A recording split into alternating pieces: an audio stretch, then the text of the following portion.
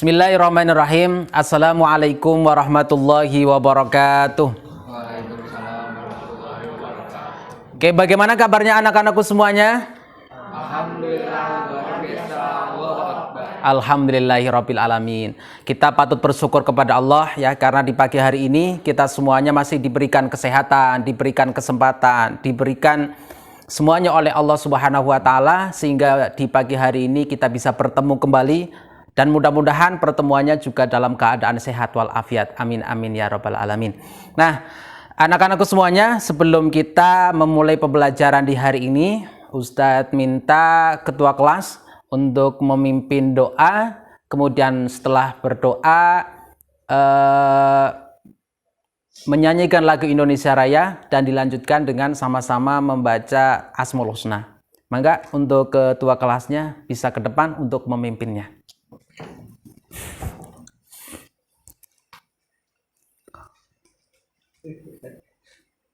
Untuk mengawali pembelajaran di pagi hari ini, alangkah baiknya kita membaca doa bersama-sama. Diawali dengan membaca Al-Fatihah bareng-bareng. A'udzu billahi minasy syaithanir rajim. Bismillahirrahmanirrahim. Alhamdulillahi rabbil alamin. Ar-Rahmanir Rahim. Maliki yaumiddin. Iyyaka na'budu wa iyyaka nasta'in. Ihdinas siratal mustaqim. Siratal ladzina an'amta 'alaihim ghairil maghdubi 'alaihim waladdallin. Raditu billahi rabba Wa bil islami dina wa bi muhammadin nabiyya wa rasula. Rabbi zidni ilman nafi'a wa rizqan halalan thayyiba. Amin ya rabbal alamin. Untuk menyanyikan lagu kebangsaan Indonesia Raya, mohon diharap untuk berdiri.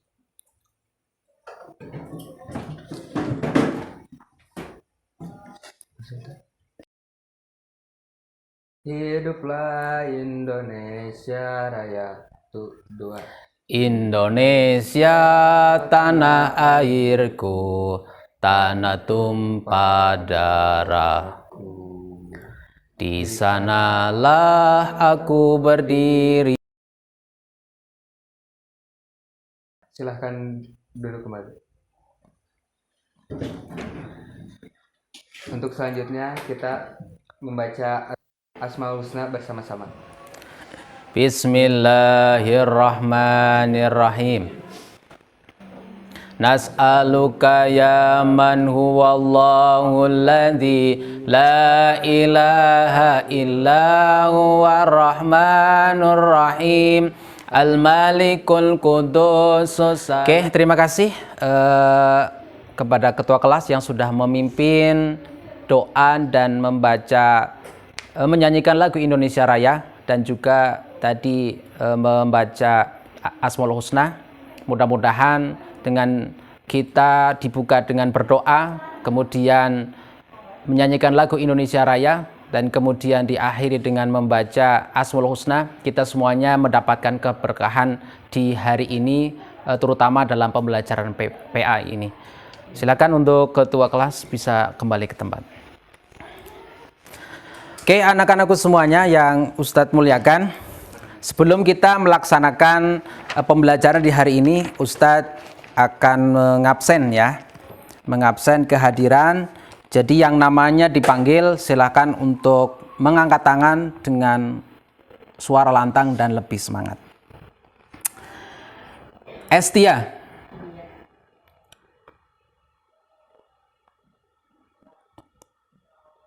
Reval. Hadir. Akil. Hadir. Naila. Hadir.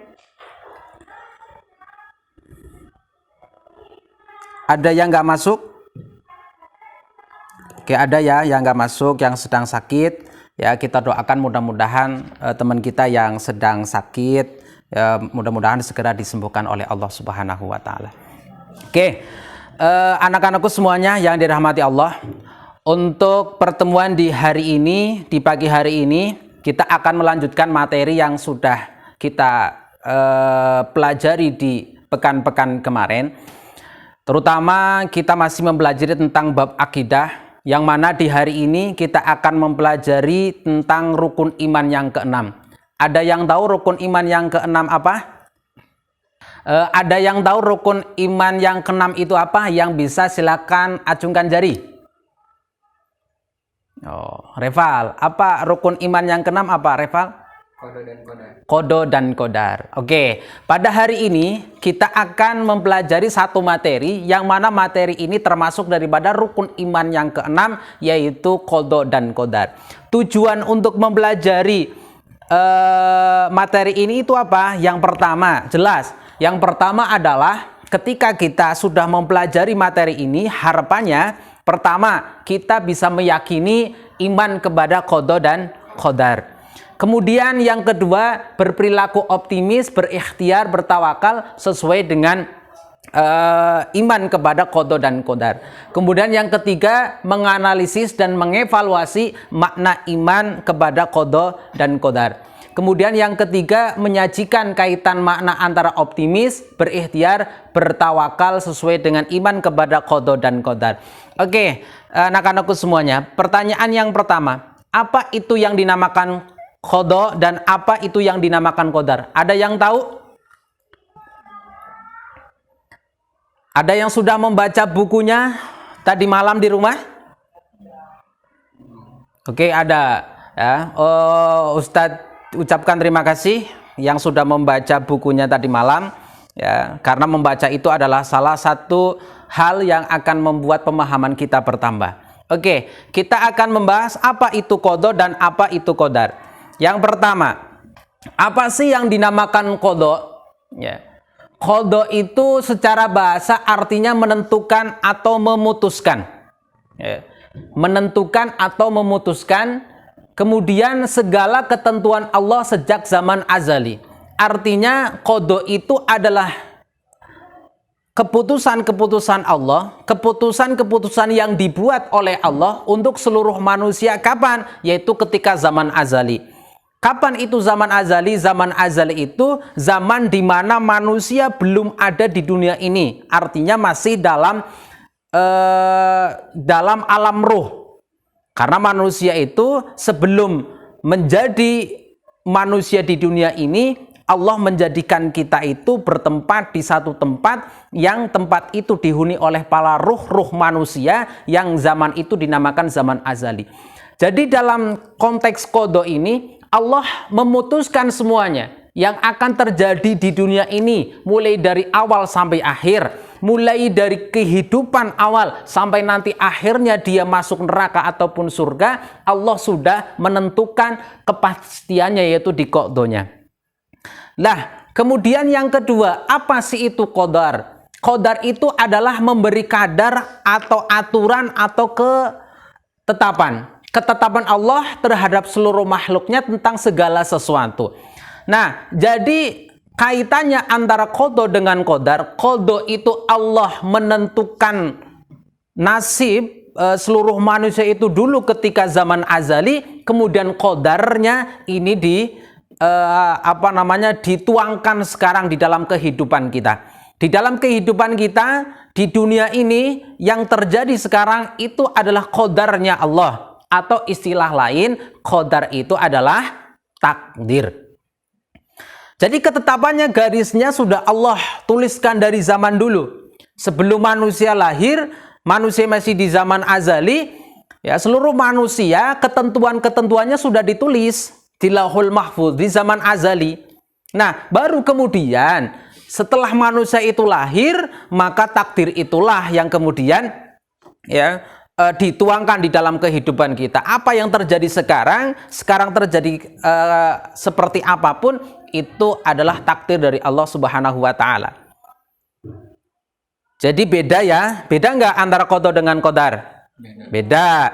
Kalau qada itu ketetapan Allah di zaman azali, qadar itu yang sekarang yang terjadi itu adalah qadar. Nah, qada dan qadar itu tidak bisa dipisahkan keduanya. Ketika ada qada pasti ada qadarnya. Ya, tidak bisa dipisahkan, enggak saya beriman kepada qada saja nggak bisa, atau saya beriman kepada qadar saja nggak bisa, karena qada dan qadar itu seperti dua sisi mata uang, artinya saling berkaitan. Oke. Kemudian kalau takdir di dalam Al-Qur'an adalah inna kullasain khalaqnahu biqadarin, artinya sesungguhnya kami menciptakan segala sesuatu menurut ukuran atau takdirnya. Jadi Allah sudah tahu menciptakan manusia seperti apa, menciptakan bumi ini seperti apa, menciptakan langit seperti apa, menciptakan malaikat seperti apa. Jadi Allah sudah tahu ukuran masing-masing. Ukuran manusia seperti ini, ukuran bumi seperti ini, ukuran langit seperti ini. Ya, karena Allah itu kan innallaha ala kulli syai'in qadir. Artinya Allah ya mengetahui, mampu terhadap segala sesuatu. Maka di sini inna kulla syai'in khalaqnahu biqadar, artinya sesungguhnya kami menciptakan segala sesuatu menurut ukuran dan takdirnya. Oke. Berbicara soal takdir. Takdir itu ada dua. Ada berapa? Dua. Ya. Takdir itu ada yang namanya takdir mu'allaq, ada yang namanya takdir mubrom. Apa makna takdir mu'allaq dan apa itu takdir mubrom? Kalau takdir yang mu'allaq itu adalah takdir yang bisa dirubah. Kalau di dalam Al-Qur'an sudah dijelaskan ya bahwa innallaha la yughayyiru ma biqaumin hatta yughayyiru ma bi anfusihim. Artinya Allah tidak akan merubah takdir suatu kaum kecuali dia merubahnya sendiri. Berarti di sini kalau melihat dari ayat itu, ada nggak takdir yang bisa dirubah? Ada. Tergantung dari usaha manusia. Makanya tadi itu.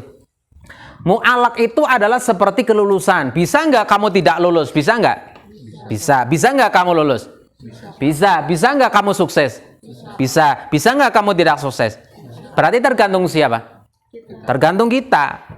Itu namanya takdir mu'allaq. Jadi takdir yang bisa dirubah. Tergantung dari usaha manusia. Dia bisa sukses, bisa. Tetapi tidak bisa, dia juga tidak bisa sukses, bisa. Tergantung dari tergantung dari usaha manusia. Itu namanya takdir mu'allaq.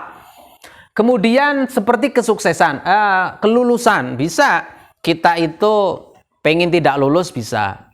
Pengen lulus juga bisa. Ini tergantung ya daripada usaha kita sebagai manusia. Kita mau kemana ya mangga, tapi semuanya itu sudah ditakdirkan oleh Allah. Kita mau sukses mau tidaknya ya itu tadi tergantung dari usaha kita. Itu yang pertama, takdir mu'allaq. Kemudian yang kedua adalah takdir mubrom. Apa itu takdir mubrom? Takdir mubrom itu takdir yang bisa diartikan bahwa takdir yang tidak bisa dirubah. Apa contohnya takdir yang tidak bisa dirubah? Seperti golongan darah. Golongan darah bisa dirubah? Enggak. Ada yang golongan darahnya A? Siapa yang golongan darahnya A? Ada yang golongan darahnya B? Ada. Ada yang golongan darahnya O? Ada. Golongan darah tidak bisa dirubah. Lah kan bisa umpamanya cuci darah, terus kemudian darahnya disedot kemudian diganti dengan darah lain, nggak bisa karena memang sudah ketentuannya seperti itu. Itu yang pertama. Kemudian yang kedua kelahiran. Kita tidak bisa memilih kelahiran kita itu ya memilih orang tua. Wah, saya pengen nih ya pengen jadi anaknya Ratu Inggris, nggak bisa. Karena kelahiran itu sudah ditentukan oleh Allah. Ya, dan itu tidak bisa kemudian dirubah. Kelahiran, kemudian kematian. Ya, mati tidak bisa ditunda dan mati juga tidak bisa dipercepat. Orang pengen cepat mati tidak bisa. Orang pengen hidup terus nggak bisa. Karena semuanya itu sudah ada jatah masing-masing. Ya, sudah ada jatah masing-masing. Nah, ini takdir mubrom. Ya, seperti jodoh. Jodoh itu mu'allaq atau mubrom? Mubrom. Berarti jodoh itu tidak bisa dirubah. Bisa nggak jodoh itu dirubah? Nggak bisa. Nah, tapi ada orang yang menikah, setelah menikah itu cerai. Apakah itu dia Tidak berjodoh, berjodoh, tapi jodohnya hanya sampai itu saja. Diganti dengan jodoh yang lain.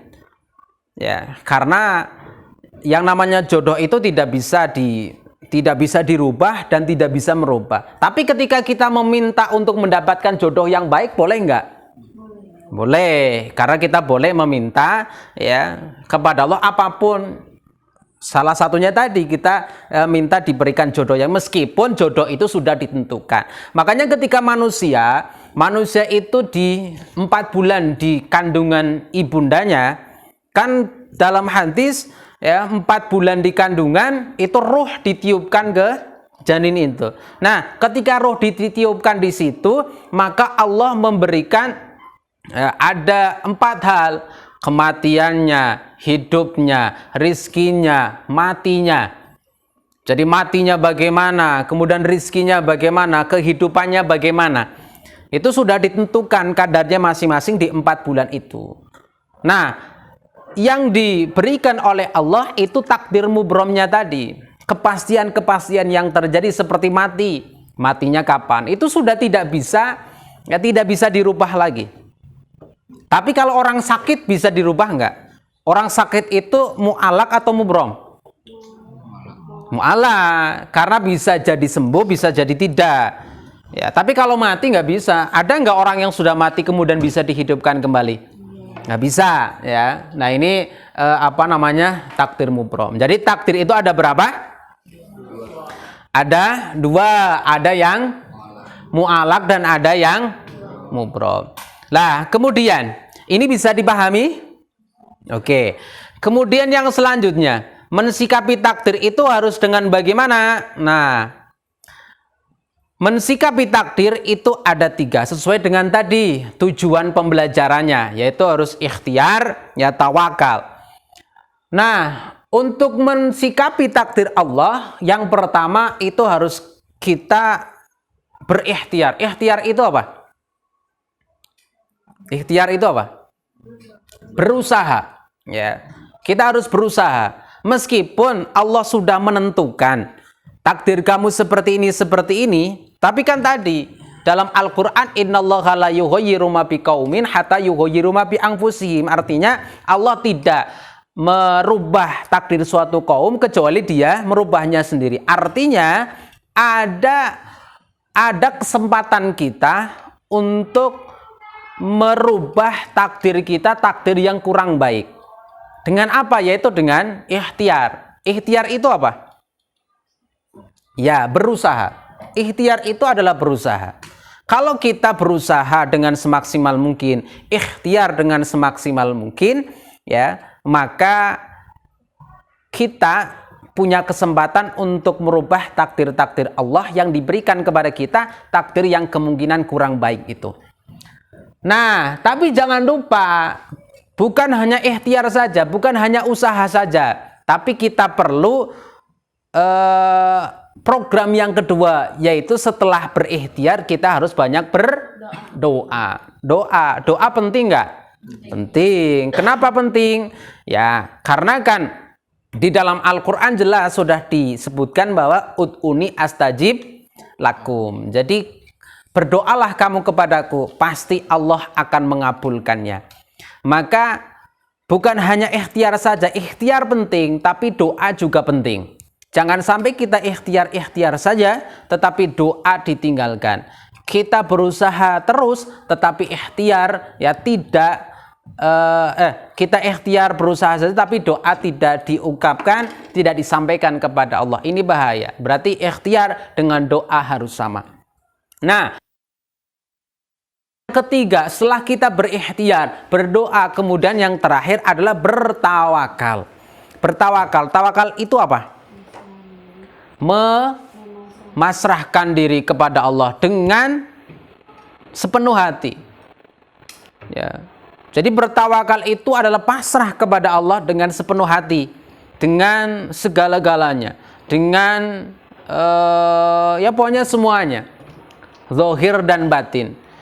Kita tidak boleh kemudian ketika sudah bertawakal, sudah berdoa, tetapi tidak menggantungkannya kepada Allah. Oh, ini berbahaya. Berarti harus bagaimana? harus selaras antara ikhtiar, doa, dan tawakal.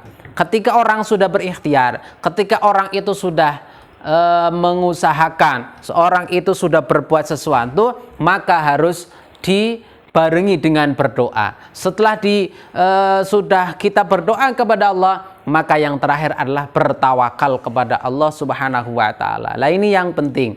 Nah, maka ya meskipun kita sudah tahu bahwa di dunia ini sudah ditakdirkan oleh Allah, ya sudah digariskan oleh Allah, sudah diputuskan oleh Allah, baik yang belum terjadi ataupun yang sudah terjadi, tapi semaksimal mungkin kita harus berikhtiar kepada Allah.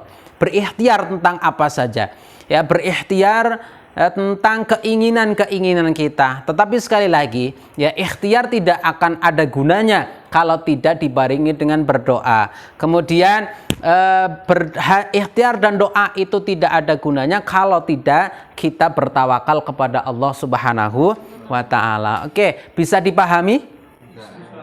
Ada yang mau ditanyakan? Silakan yang mau bertanya. Oke, kalau tidak ada pertanyaan, untuk selanjutnya nanti ada tugas. Silakan nanti buat kelompok, ya, buat kelompok. Ustadz nanti akan ngasih tugasnya. Tugasnya itu nanti berupa link yang ada LKPD-nya, lembar kerja peserta didik. Ya. Jadi nanti Ustadz akan nge-sharekan link tugas LKPD, yaitu lembar kerja peserta didik, yang dimana di dalamnya itu terdapat tugas-tugas, ya, tugas-tugas di dalamnya itu ada tugas diskusi yang nanti akan dilakukan oleh kamu semuanya. Silahkan nanti dibuat kelompok, ya. Setelah dibuat kelompok selesai, kira-kira untuk diskusi Ustadz kasih 10 menit cukup nggak? Oke, kalau cukup nanti Ustadz kasih 10 menit. Lah setelah itu nanti silakan masing-masing perwakilannya presentasikan di depan kelas. Bisa dipahami? Oke, terima kasih semuanya yang sudah mengerjakan tugas hari ini dengan baik. Mudah-mudahan yang kalian kerjakan, yang kalian diskusikan bisa menambah pemahaman-pemahaman kamu, terutama tentang materi kodo dan kodar yang mana kodo dan kodar itu termasuk daripada rukun iman yang ke-6. Baik, mungkin untuk pertemuan di hari ini dicukupkan sekian ya dari Ustadz.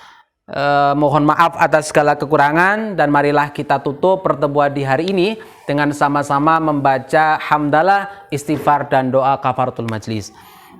Alhamdulillahirabbil alamin, astaghfirullahaladzim, astaghfirullahaladzim, astaghfirullahaladzim, subhanakallahumma wa bihamdika asyhadu alla ilaha illa anta astaghfiruka wa atubu ilaik.